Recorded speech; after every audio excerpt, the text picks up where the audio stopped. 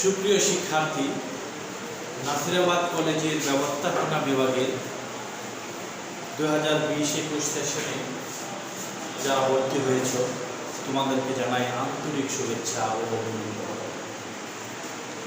আশা করি তোমরা যে যেখানে আছো ভালো আছো।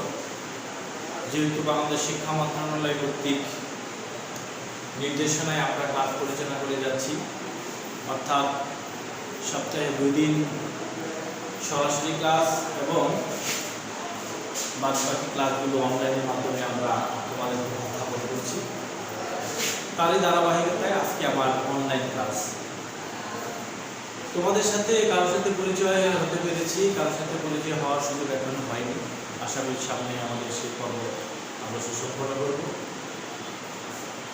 তো আজকে তোমাদেরকে আমি যে বিষয়টি নিয়ে হাজির হয়েছি সেটি হচ্ছে তোমাদের প্রথম বর্ষে সিলেবাসের ভিতরে ব্যবসায় পরিচিতি যে বইটি, সেই বইটি সম্পর্কে।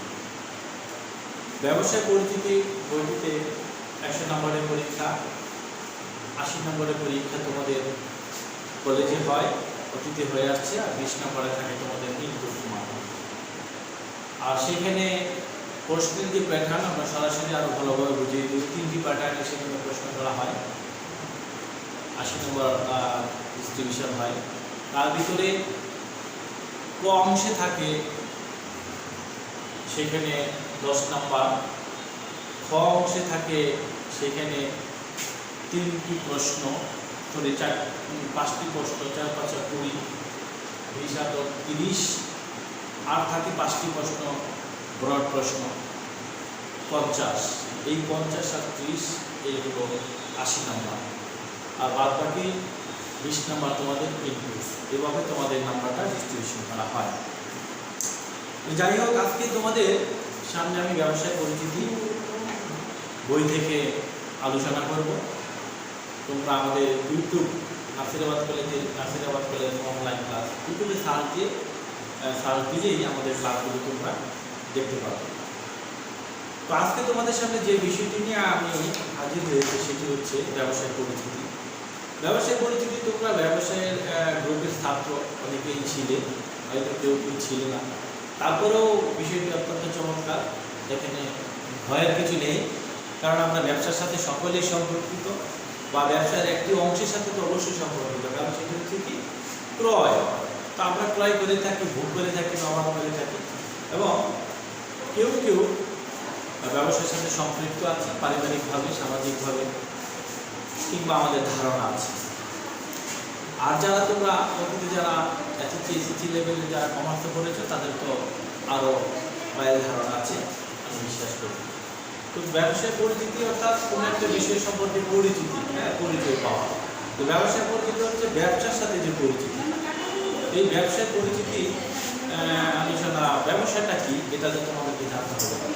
ব্যবসা জানতে গেলে সেখানে আমরা বুঝে থাকি যে কোনো উৎপাদিত পণ্য সামগ্রী বা ক্রয়কৃত পণ্য সামগ্রী সেগুলি কোনো একটি স্থানে কী করা হয়, জড়ো করা হয় বা সরবরাহ করা হয়।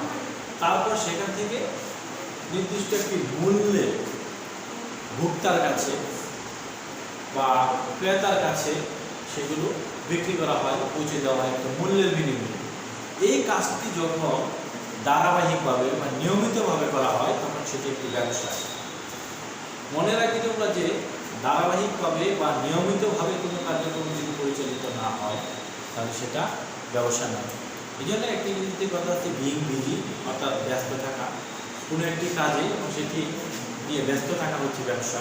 এবং তার ভিতরে অবশ্যই যেটি থাকতে হবে সেটি হচ্ছে কি মুনাফা অর্জন। তোমাকে লাভ থাকতে হবে, বা জীবন জীবিকা অর্জন করার জন্য কিন্তু মানুষ ব্যবসা করে। জীবন জীবিকা অর্জন, কর্মসংস্থান করার জন্য, জীবন জীবিকা অর্জন করার জন্য, বা উন্নতি করার জন্য, লাভ মুনাফা করার জন্য মানুষ ব্যবসা করে। সেই ব্যবসা পরিচালনা করতে গেলে কখনো মানুষ একা ব্যবসা পরিচালনা করে, আবার কখনো সেই ব্যবসায়ের মূলধন, সময়সীমা, আয়তন, আকার, আয়তন, পরিধি বা ব্যবসায়ের ধরনের প্রেক্ষিতে সেটি এক মালিকানা থেকে অংশীদারি কারবারিতে চলে যায়। আর অনেক ধরনের ব্যবসা আছে আমাদের, যেমন এক মালিকানা কারবার, অংশীদারি কারবার, যৌথ মূলধনী কারবার, রাষ্ট্রীয় কারবার, এছাড়াও আছে সমিতি বা অন্যান্য ধরনের লেভেলের ব্যবসা। আজকে আমি তোমাদেরকে আমার ক্লাসের অংশ হিসেবে যেটি বলবো সেটি হচ্ছে পিছনে লেখা আছে সেটি অংশীদারি কারবার। সেটি কি? অংশীদারি কারবার, যাকে ইংরেজিতে বলে পার্টনারশিপ বিজনেস। তো অংশীদারি কারবার বা পার্টনারশিপ বিজনেস সম্পর্কে আমি তোমাদেরকে ক্লাস করব। সেটি কি? অংশীদারি, হচ্ছে পার্টনারশিপ।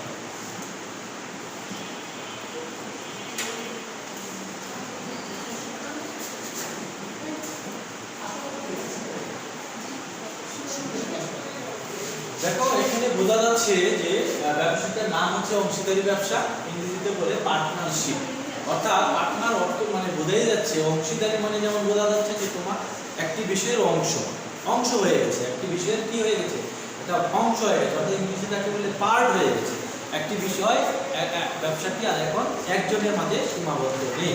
তাহলে এখানে বোঝা যায় যে যে ব্যবসাটা একক ব্যক্তির দ্বারা পরিচালিত নয়, বা একজন ব্যক্তি যারা লাভ বা মুনাফা আর এখন ভোগ করে না, বা একজন ব্যক্তি দ্বারা পরিচালিত নয়, বা মূলধন প্রয়োগ করার ক্ষেত্রে বা মূলধন দেওয়ার ক্ষেত্রে, মূলধন কি বলে এটাকে ইনভেস্ট বা বিনিয়োগ করার ক্ষেত্রে একক ব্যক্তি দ্বারা সেটা এখন হচ্ছে না, সেই ক্ষেত্রে ধরে নেওয়া হয় সেই ব্যবসাটি হচ্ছে অংশীদারি কারবার। অর্থাৎ এক মালিকানা কারবার যারা বুঝে তার বিপরীত, বা তার ক্ষেত্রে একটু ব্রড বর্ধিত ব্যবসাটার নাম হচ্ছে অংশীদারি কারবার। অংশীদারি কারবার তোমাদের বোঝানোর জন্য আমি কয়েকটি বিষয় তুলে ধরছি। অংশীদারি কারবার যদি হতে হয় তাহলে তোমাকে যে বিষয়গুলো মাথায় রাখতে হবে, অংশীদারি ব্যবসা, এখানে যে বিষয়টি তুমি মনে রাখবে সেটি হচ্ছে কি? মনে রাখবে একের অধিক সদস্য, একের অধিক সদস্য, একের অধিক সদস্য। সদস্য মানে কি? সদস্য মানে হচ্ছে ব্যবসায়ী, মানে একাধিক ব্যক্তি দ্বারা পরিচালিত একটি ব্যবসা, মানে একের অধিক, যাকে বলা হয় দুই বা ততোধিক, দুই বা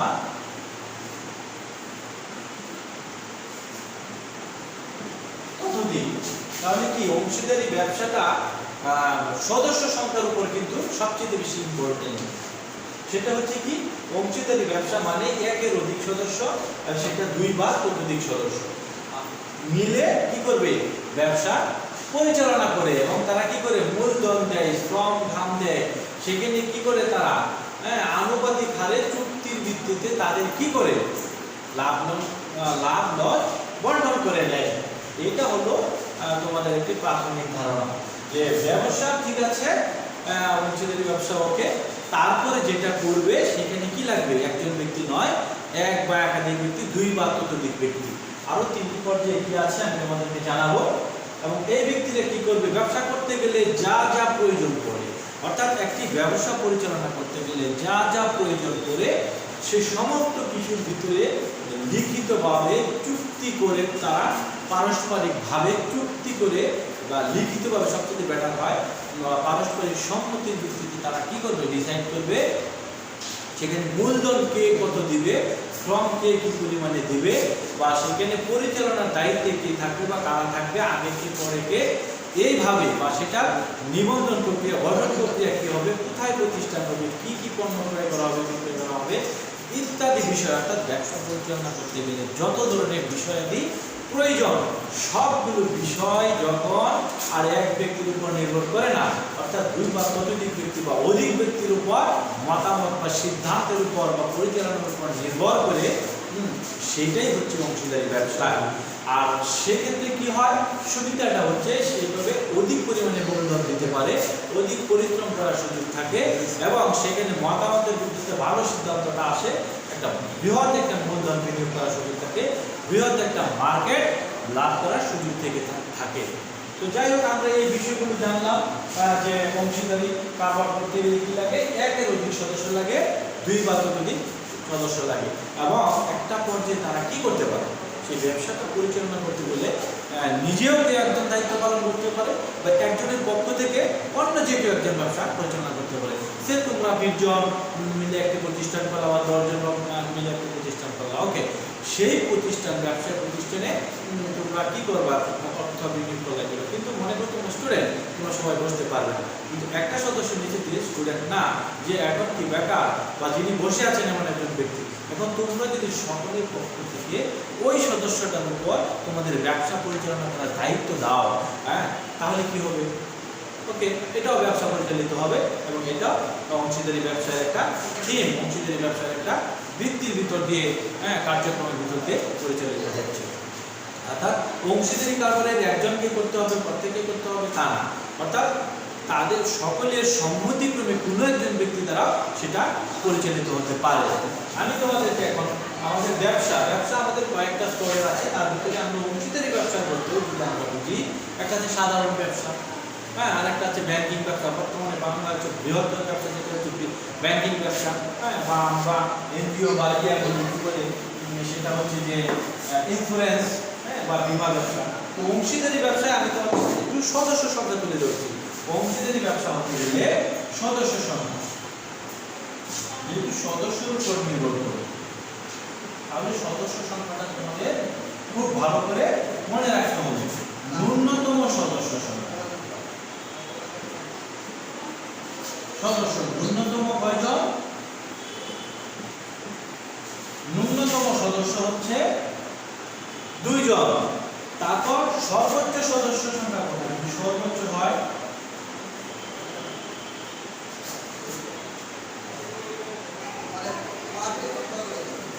20 জন। আরেকটা আমরা কি বললাম, বৃহৎ একটা ব্যবসা, সেটা হচ্ছে বিজিবি বাংলাদেশ জুড়ে, সেটা হচ্ছে কি ব্যাংকিং ব্যবসা। ব্যাংকিং ব্যবসা সেখানে কি 10 জন, তার উপরে হতে পারে না, সাধারণত উপরে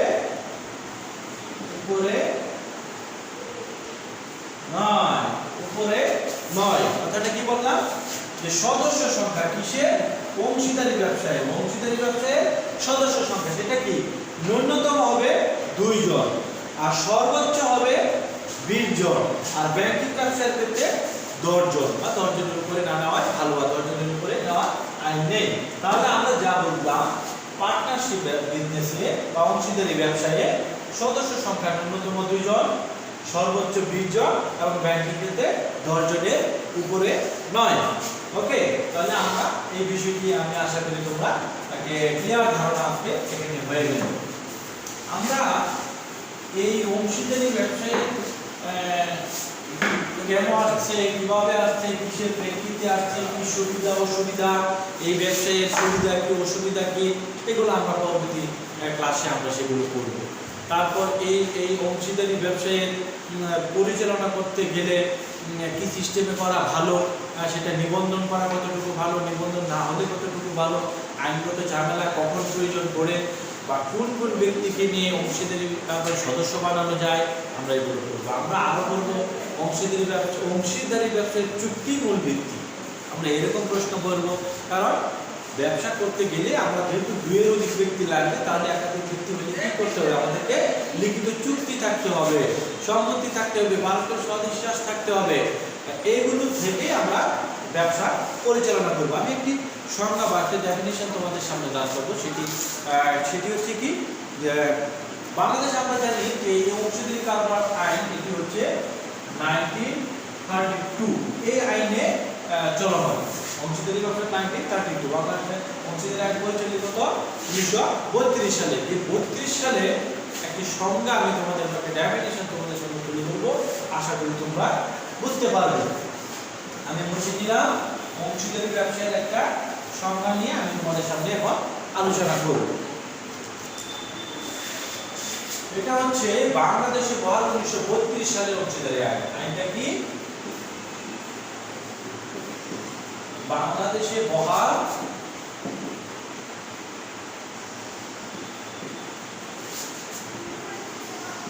1932 সালে, বাংলাদেশে বহাল 1932 সালে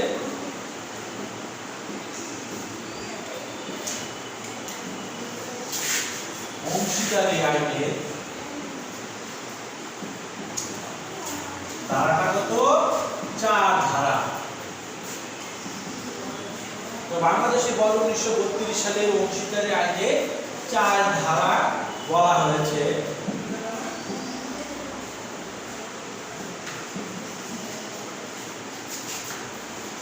তার দ্বারা বলা হয়েছে, কি বলা হয়েছে? যে বাংলাদেশে বহাল 1932 সালে অংশীদারি আইনে 4 ধারা বলা হয়েছে। আমি এই সংখ্যাটি তোমাদের সামনে তুলে ধরলাম। সেটি হচ্ছে সকলের ধারা। প্রথমে কি লিখলাম? সকলের ধারা বা সকলের পক্ষে যে কোনো এক ব্যক্তি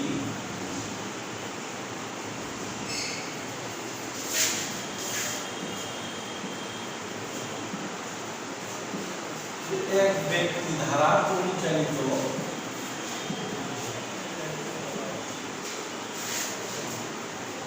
ব্যবসায়ের মুনাফা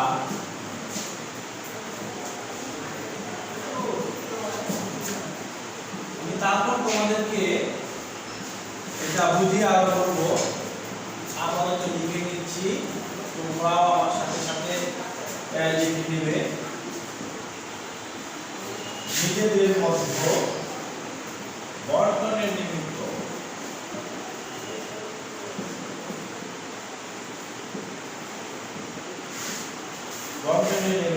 চুক্তিবদ্ধ, ভেরি ইম্পর্টেন্ট শব্দ, চুক্তিবদ্ধ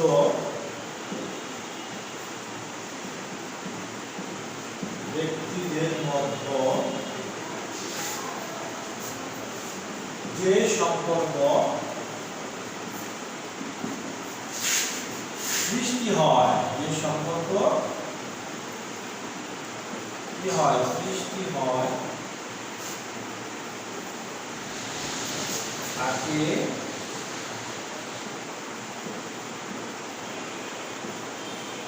অংশীদারি ব্যবসায় বলে।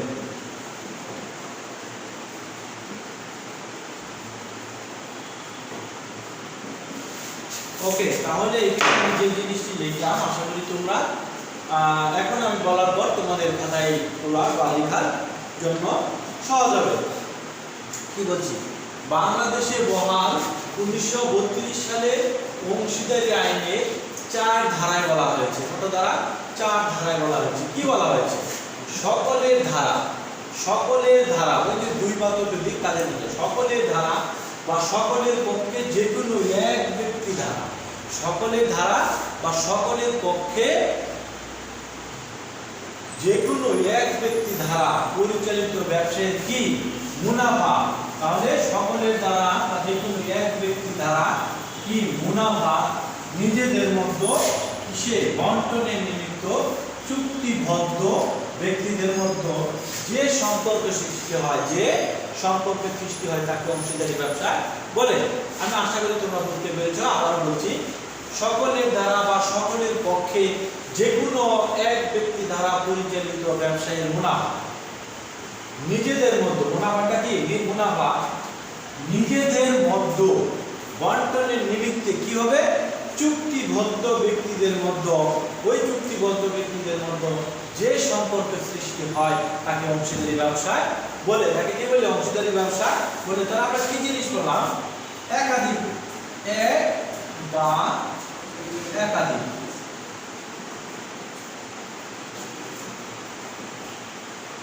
পরিচালনার ক্ষেত্রে, বিশেষ ক্ষেত্রে পরিচালনার ক্ষেত্রে।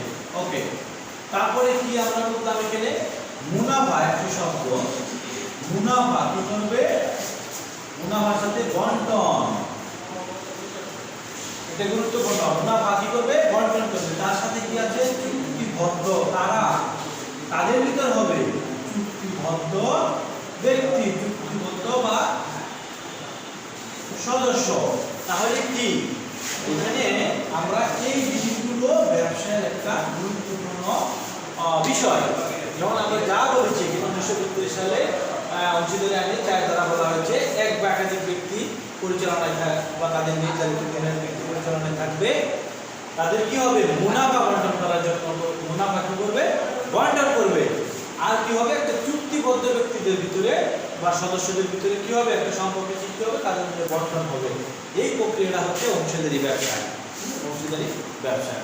ওকে, তাহলে আমরা আবার যদি বুঝতে চাই যে অংশীদারি ব্যবসাটা কি, তাহলে আমরা বলবো যে অংশীদারি ব্যবসাটা হচ্ছে দুই বা ততোধিক ব্যক্তি যখন তারা তাদের কি করে, তাদের মূলধন দিয়ে, তাদের পরিশ্রম দিয়ে, হ্যাঁ, ব্যবসায় পরিচালনা করে মুনাফা অর্জন করার জন্য, এবং সেখানে লিখিত চুক্তি থাকবে পারস্পরিক সম্মতির ভিত্তিতে। আর কি করবে, সেখানে তারা সেই চুক্তি মোতাবেক সেখানে লাভ এবং লস গঠন করে নেবে এবং কোম্পানি পরিচালিত করবে।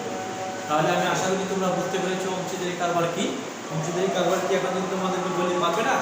অবশ্যই পারবে। অংশীদারি ব্যবসাটা হচ্ছে কি, দুই বা ততোধিক ব্যক্তি মিলে কি করার জন্য, আর্থিক উন্নয়ন করার জন্য, তাদেরকে অধিক পরিমাণে কর্মসংস্থানের জন্য, তাদেরকে উন্নতির জন্য তারা কি করবে, সম্মতিক্রমে চুক্তিবদ্ধ হয়ে মূলধন বিনিয়োগ করবে, শ্রম ঘাম দিবে এবং পরিচালিত করে লাভ লস গঠন করে নেবে।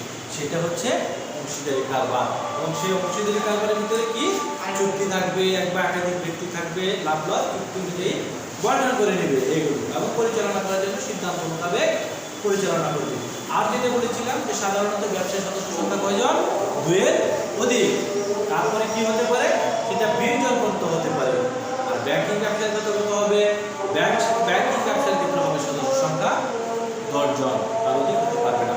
ঠিক আছে আমার প্রিয় শিক্ষার্থী, তোমরা প্রথম বর্ষে যারা আসো আবারও তোমাদেরকে শুভেচ্ছা জানিয়ে, আমাদের নাসিরা ব্যবস্থাপনার মধ্যে ধন্যবাদ জানিয়ে, স্বাগত জানিয়ে আজকের ক্লাস এখানে শেষ করছি। আবারও দেখা হবে, সবাই